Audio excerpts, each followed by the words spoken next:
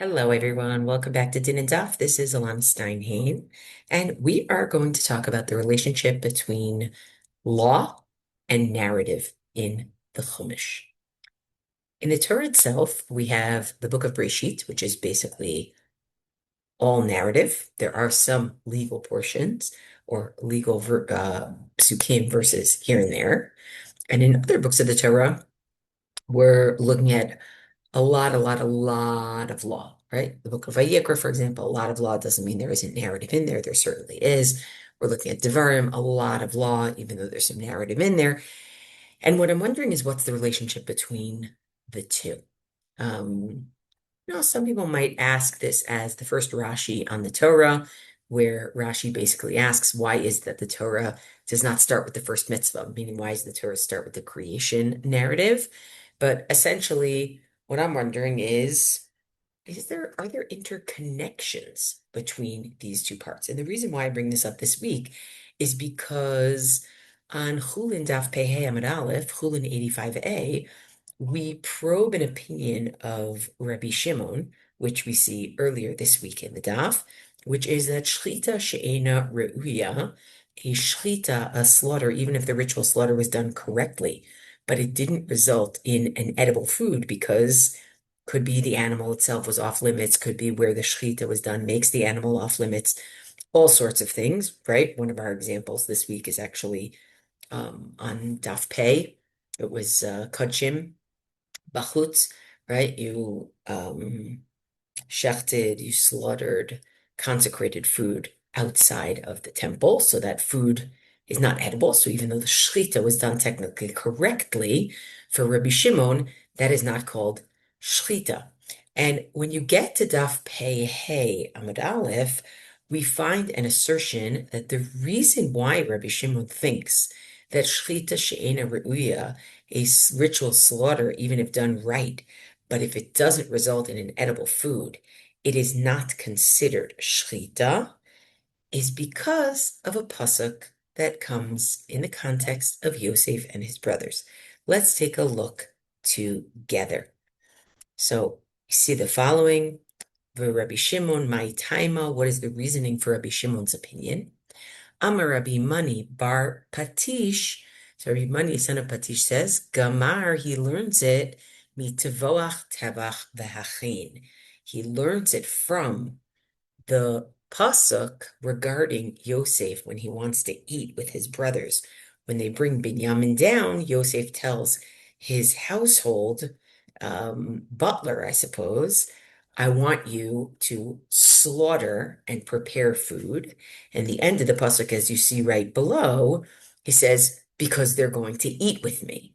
And so Rabbi Shimon learns from that, according to Rabbi Mani bar Patish, Malahalan shchita re'uya, just like in that case with Yosef and his brothers, it was a case where the slaughter had to result in edible food, meaning food that they were permitted to eat together. Afkan shchita re'uya. Likewise, in this case and in Halakha in general, shchita has to be re'uya. It has to result in edible food in order for it to be considered shchita. And of course, the context of this is the Torah says, "Otov et beno lo tishchatu biyom echad," in the name of our perek, that one may not slaughter a mommy animal and her offspring on the same day.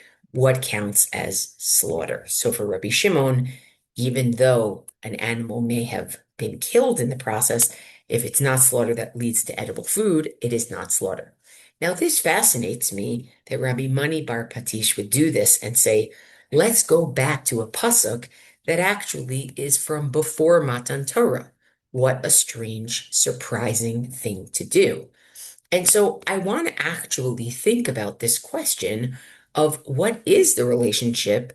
How much do we derive law from narrative portions, and especially specifically pre-Sinaitic narrative portions, meaning things that happened before Ma'amad Har Sinai. Now, how much do we incorporate those into law? The classic example, truly the classic example, is Gid Hanashe, not eating the sciatic nerve of an animal.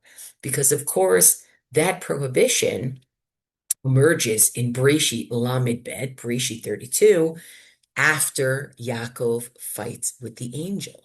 And we find out, Vayizrach lo Hashemesh, sun comes up, Ka'asher avar et Pnuel, as Yaakov passes past Pnuel, v'hu tzolea al yerecho, and he was limping on his hip. And then there's a pasuk, Al Kain, therefore, lo yochlu b'nei Israel et gid hanasheh. Therefore, the children of Israel don't eat the sciatic nerve, asher al kaf hayarech, that is on the hip socket of the animal, ad hayom hazeh, until this very day. Ki naga b'kaf yarech Yaakov b'gid hanasheh, because that is exactly where this angel struck Jacob. Now, let me ask you a question. This Al Kain, therefore, are we basically saying that because this happened to Yaakov, since then, essentially as a folk way, you might say, because it's before Ma'amad Har Sinai, essentially as a folk way, we don't eat the sciatic nerve from back then? Or should I be thinking about this differently? So when you look in Chullin, a few prakim hence from where we are, we'll see that there's a machloket in the sixth Mishnah of the seventh Perek about whether the Isser, the violation of Gid Hanashe, should apply to non-kosher animals. Now, of course, one is not permitted to eat non-kosher animals, but the question is there an additional Isur if one did, God forbid, eat a non-kosher animal? Did they also violate, if they eat the sciatic nerve, that additional transgression of eating the Gid Hanashe? So in the Mishnah, we have Tanakama. The first opinion says, Noheg b'tahora, it only applies to kosher animals. Ve'eno noheg b'tamea, it does not apply to non-kosher animals. And Rabbi Yehuda, ever our iconoclast in the world of Mishnah, Rabbi Yehuda says, Rabbi Yehuda Omer, af b'tmeya. No, of course it applies to non-kosher animals as well, right? This would be questioning how many prohibitions have you transgressed? How many korbanot would you have to bring, right? Amar Rabbi Yehuda explains his position. V'halo mipnei Yaakov ne'asar gid hanashe. Wasn't gid hanashe, the sciatic nerve, already off limits in the time of Yaakov? V'adayin behema tmea muteret lahen. And at that point, they were still eating non-kosher meat, right? I imagine it's something like Yaakov comes back to his family, reunites with them, and says, Honeys, I've got news for you. We have to do dinner a little bit differently than we have in the past. So Rabbi Yehuda says it starts then. Amrulo, the response that comes to Rabbi Yehuda saying, absolutely not.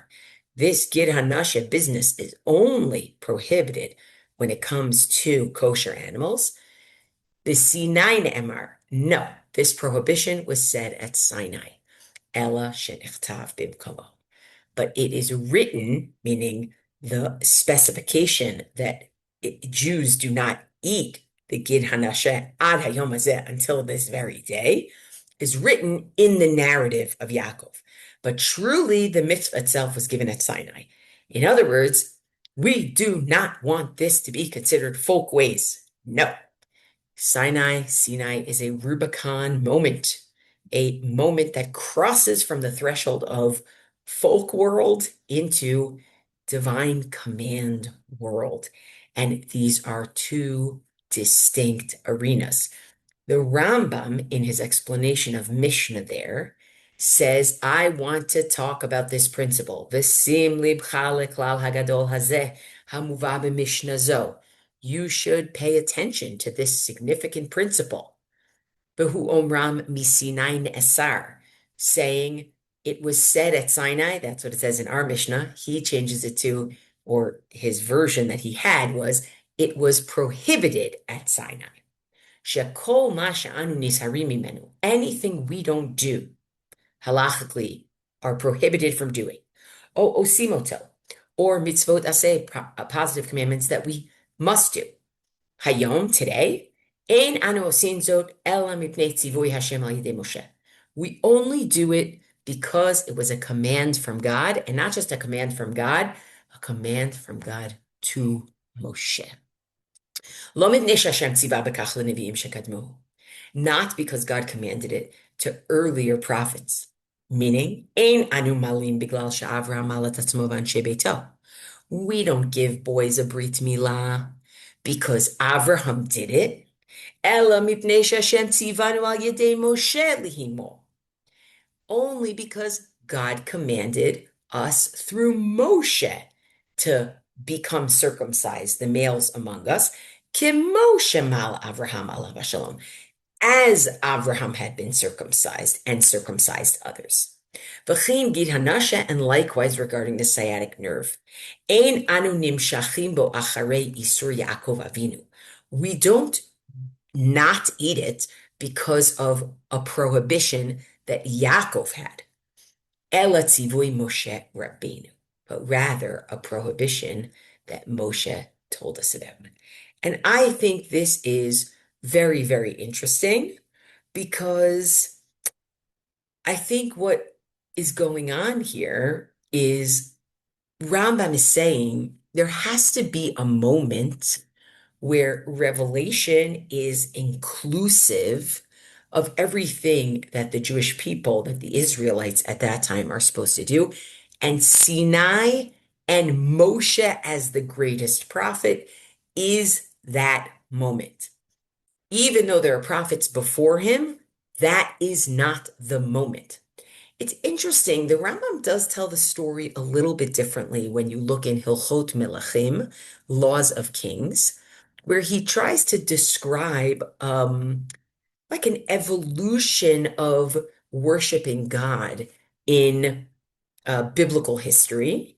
And he says, "V'chein haya davar b'chol ha'olam." This is what it was like in the world. Ad Avraham nitztaveh yeter al elu b'mila.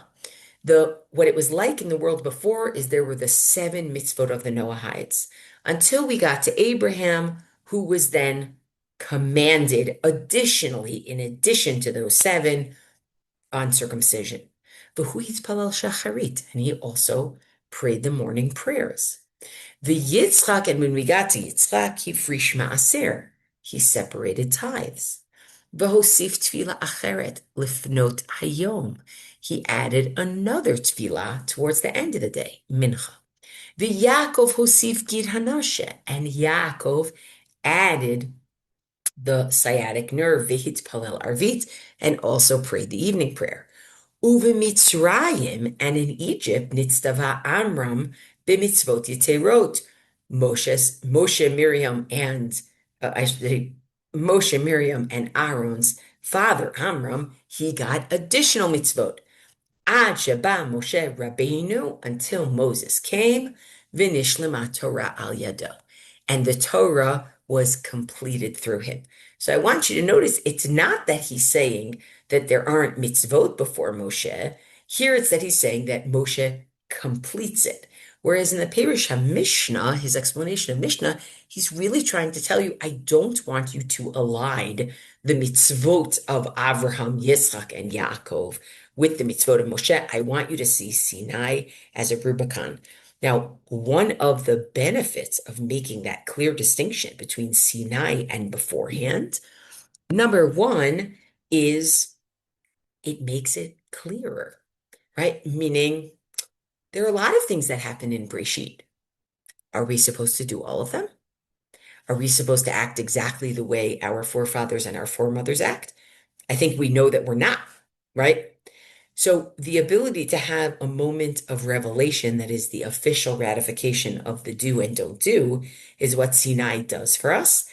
I also wonder, and I have to ask friends who study the Rambam more closely, I wonder if the status of Moshe Rabbeinu is part of what's at stake here, of putting Moshe at the top of the pantheon of all Nevuah. I wonder if that's happening too. But what we have here is one approach, which is keep them separate.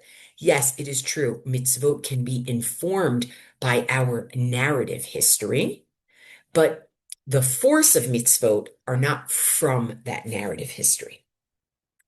I want to go to a second approach that we see within Chazal that I don't think it doesn't have to stand in full tension always, but I do think it's a little more gamish, it's a little more flexible about seeing things from before Sinai as binding. which is very different from what the Rambam was doing. So in this second one, the first thing I want to put out there is one thing we're keeping in mind is Gid Hanashe, right? Gid Hanashe, we see, is something that seems to be based on Yaakov's experience. And the place in the Torah where it is mentioned is pre-Sinai. I want to talk about a mitzvah that applies both to Jews and to non-Jews that is mentioned both pre-Sinai and post-Sinai. And that is the mitzvah of not even eating aver min hachai, not eating the limb that was torn from a live animal. In Bereshit, Perek Tet, we have ach basar benafsho damo lo tochelu. Don't eat meat that has its lifeblood in it. And in Devarim, Perek Yud Bet, we have Rak Chazak, Levilti Achol Hadam, Ki Adam hu nefesh, don't eat blood. Velo Tochal Hanefesh im habasar, and don't eat the life with the flesh, which is understood as the Isur, the prohibition of Eber Minachai. So on the one hand, you have Gid Hanasheh, which is only mentioned in pre-Sinai terms, or in a pre-Sinai section of the Torah. And on the other hand, you have Aver Minachai, which applies to all humans, according to the Torah, that shows up before Sinai and after Sinai. So what does that tell me? The Gemara in Sanhedrin, and I certainly um, uh, encourage people who are more interested in this to take a look at Sanhedrin, that whole section, actually, even starting from Sanhedrin Nun Vav, even starting from Sanhedrin 56, I think Nun Vav Amud Bet, 56b, conversation about the Sheva Mitzvot B'nai Noach, conversation about the big question of the degree to which the mitzvot are universal versus the degree to which they are particularistic, the degree to which the Sheva Mitzvot B'nai Noach is a covenant that God has with all human beings outside of the Jewish people, as different from the covenant that God has with the Jewish people, or if the Sheva Mitzvot B'nai Noach are part of one larger covenant. There's just great stuff there. But I want to take a moment to notice that there is a counterintuitive suggestion that Rabbi Chanina makes on Nun Tet Aleph. Rabbi Chanina, Kol mitzvah shene'emra livnei Noach, any mitzvah that was said to Bnei Noach. Now, said to Bnei Noach is going to be here pre-Sinai, right? Because you could say to yourself, well, Gid Hanasheh is not said to Bnei Noach, right? Whereas Aver Minachai is literally said to Bnei Noach, right? But because it's right after the flood story. But let's say pre-Sinai, okay? Amar Rabbi Yossi, Rabbi Chanina, he says, Kol mitzvah shene'emra livnei Noach v'nishnet b'Sinai, any mitzvah that was stated pre-Sinai and then was doubled, meaning repeated at Sinai or post-Sinai, like Aver min hachai, right? Not eating the limb from torn from a live animal. Lazeh v'lazeh should apply to both Jew and non-Jew. Whereas Ne'emra livnei Noach, if it was only said pre-Sinai, like in Anasha, v'lo nishnet b'Sinai, and it wasn't seconded at Sinai, meaning it's not repeated elsewhere in the Torah post-Sinai. L'Yisrael Ne'emra, it's only said to the Jews. V'lo livnei Noach, it's not a requirement for Gentiles. Now, so counterintuitive, because you would have thought the things that are repeated at Sinai, it means it's just for the Jew. His suggestion is, no, I don't want there to be things that non-Jews are not allowed to do that Jews are allowed to do. And so when we look at Gid Hanasheh, it's the perfect exemplar of something that's only stated before Sinai, and it only applies to the Jews. So here is an example of basically saying, what are you talking about? Of course we learn chiyuvim requirements from before Sinai. Now, the reason I say this doesn't totally override the Rambam is because the Rambam would also say, okay, I get it. It came from before Sinai, but then, it was continued through Moshe, but Moshe never repeats it. So, you know what I mean? Now, this concept of, what are we learning from before Sinai does show up in a number of other places. And one place I want to point out is Yerushalmi and Moed Katan. Moed Katan as a lot of our laws of mourning, which is why the parak in Moed Katan that is about mourning is permissible. The section in Moed Katan that is about mourning is permissible to learn on Tisha B'Av. And we have the following statement in the Talmud Yerushalmi. Minayin le'evel min Torah zayin. How do I know that biblically Shiva is Shiva? How do you know biblically mourning is 7 days? Which, by the way, we do not rule that biblically Shiva is Shiva. We say biblically Shiva is 1 day, right? Then rabbinically it's extended, and the difference between the first 3 days and the first full 7 days. But how do I know it? From the Evel that was done, the mourning that was done for Yaakov Avinu. Vayas la'aviv, Yosef makes for his father Evel Shiv'at Yamin, a 7-day mourning period. Ulemeidin davar kodem lamatan Torah. Now, this last line is amazing because some people read it as, and that shows me you can learn something halachic from before the giving of the Torah. Exactly the opposite of the Rambam. You can learn halakha from before the giving of the Torah. Other people read it as a question, an attack on the suggestion that this pasuk should be used, and they say, "Ulemedin davar kodem lamatan Torah." Should you be learning halacha based on something that comes from before Sinai? This approach is often called nitna Torah v'nitchadsha halacha. The Torah was given and halacha was innovated. Before that, there's no authority to that those things that happened earlier. A similar interesting thing happens in trying to find a a source of authority for something we do legally from before Sinai, and that is when Rivka goes with Eliezer. Vayivarchu et Rivka, they bless Rivka, vayamrula achotinu at hayila alfei rivava. And they say to her, our sister, you should become, I guess I should be more like achotinu, our sister, at hayila alfei rivava. You should become, 1,000 myriads, thousands of myriads, meaning that you have a lot of children, grandchildren, have a big family, etc.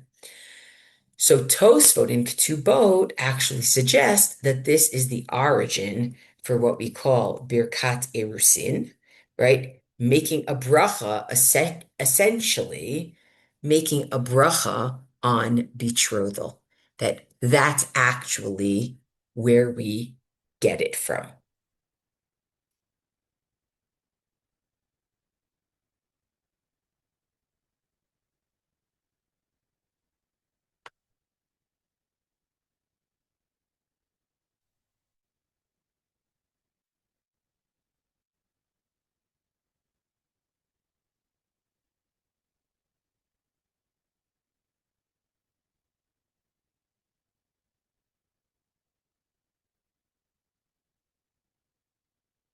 So here's really the second approach. The second approach is basically saying, no, there are things. Now, I don't think that the Baalei Tosfot, I don't think the Tosafists literally think that there's an authorization from that moment. But the point is, you can look for law in the narrative portions of the Torah. Now I want to suggest a third relationship between the legal and the narrative parts of the Torah, and that is that the legal parts of the Torah are a corrective for the narrative parts of the Torah.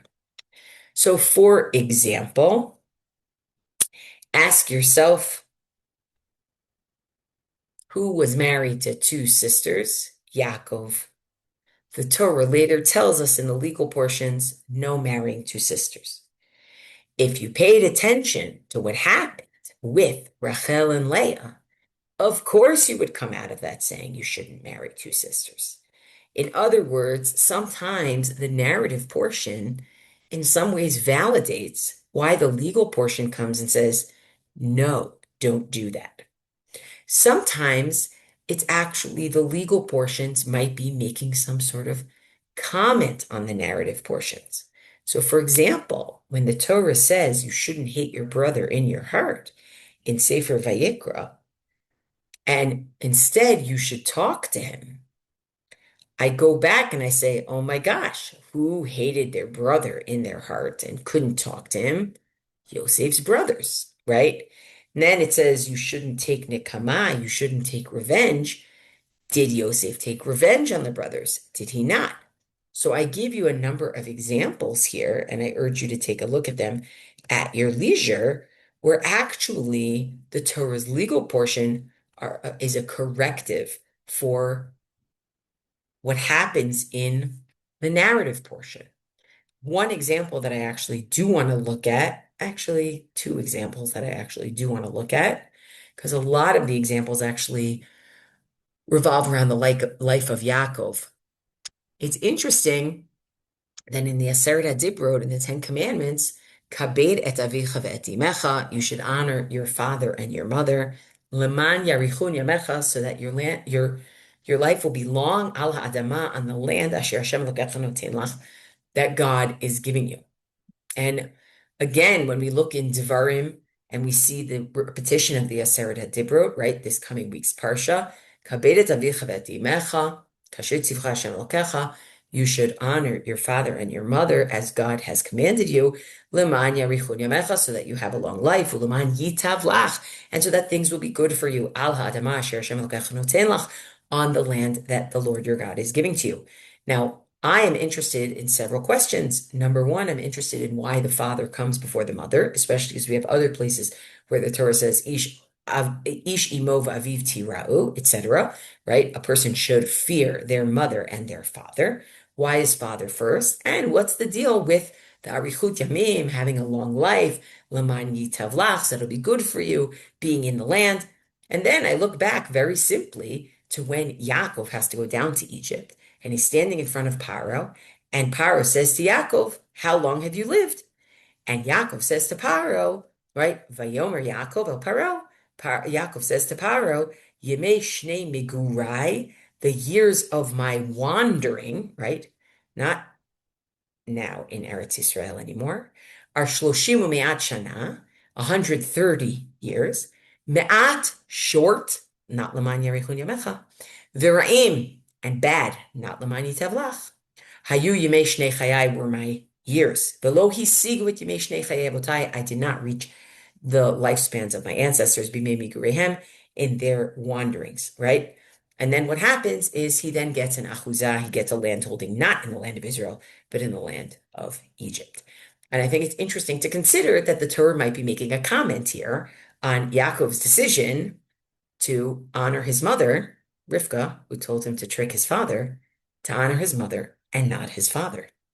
And the Torah says, if you honor your father and your mother, then you get long life, good life in the land. If you don't honor both your father and your mother, then you get short life, not a great life outside of the land. Now, does this mean that Yaakov should have done any differently? That's the question that we're left with, right? Even though Torah says we shouldn't do that, what about the fact that Yaakov did it? Another example is the example where we see in Devarim, Perek Kaf Aleph, telling us what happens if a man has two wives, one who is beloved and one who is hated, and the eldest child, or the eldest male child, is born to the one whom he hates. He still has to give the eldest born of the one he hates the pishnayim, the double portion. Why? Because that person is reshit ono, is the beginning of his fertility.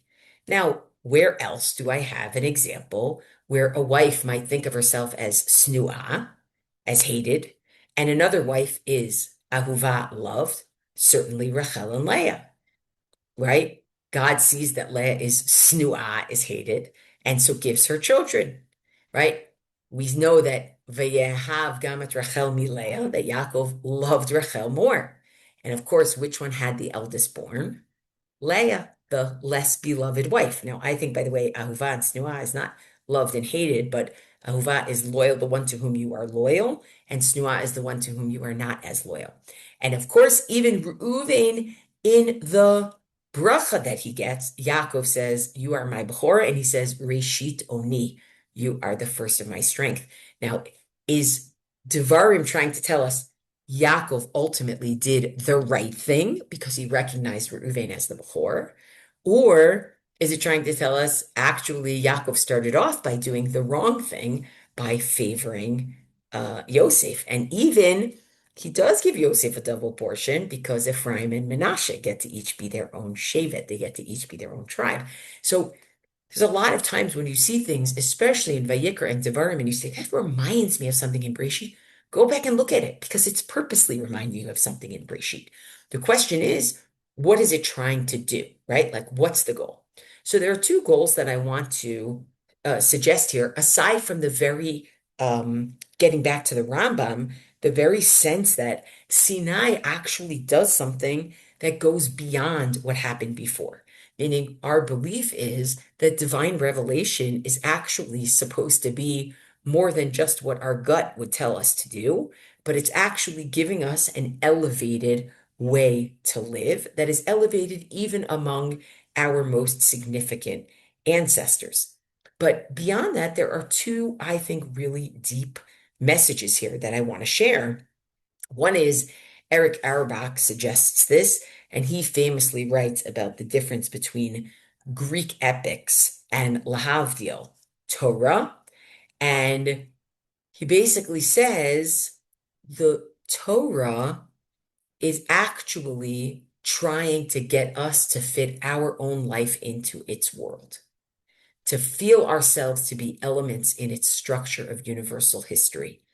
In other words, when we are keeping halakha, when we are keeping law, we are supposed to be engaging in the deeper story of Hashem and the Jewish people, and even of the world itself. And by having a chumash that has both story and law, and the law relates to the story, sometimes ratifying it, sometimes correcting it, it's inviting us to be part of something that is an immersive world to think about. And Robert Cover, who is an important legal thinker of the 20th century, he says, I actually think it's incredibly powerful that our biblical heroes did not do what you would have expected based on later law, right? It was not the firstborn who was always chosen. In fact, it was the opposite. It was not that Yaakov was married to two sisters. That's what it was, right? So he says to inhabit the biblical normative world is to understand first that the rule of succession can be overturned. Second, that it takes a conviction of divine destiny to overturn it. And third, that divine destiny is likely to manifest itself precisely in overturning this specific rule. What he's basically saying is that when you look at the lives of the avot and the imahot, the progenitor, no, do you say that? That's not the right word. The matriarchs and the patriarchs of the Jewish people, their lives don't always conform to what you would have thought would be either, the universal law and the way things work. They're unlikely heroes sometimes. And what he's basically saying is part of what you notice from looking at the fact that they're such unlikely heroes is that the Torah is trying to tell you, yes, of course, follow the law, do what you're supposed to do. But sometimes our heroes come from the most unlikely places. And I think that's a very important thing to remember. Thanks for learning with me, everybody. For those listening to this before Tisha B'Av, wishing you a meaningful Tisha B'Av and only besorot tovot, only good news. Hello.